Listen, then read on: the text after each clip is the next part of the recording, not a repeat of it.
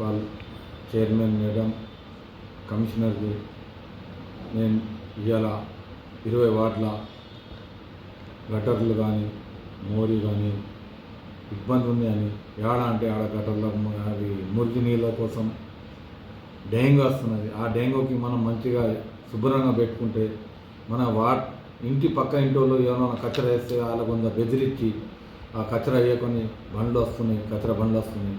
ఆ బండ్ల గురించి మీకు రాకుంటే కౌన్సిలర్కి చెప్పండి, లేకుంటే చైర్మన్ చెప్పండి, లేకుంటే కమిషనర్ చెప్పండి, లేకుంటే ఎవరికన్నా మీకు ఇబ్బంది ఉంటే వాళ్ళతో మాట్లాడిపించి బండ్లు రెప్పించింది.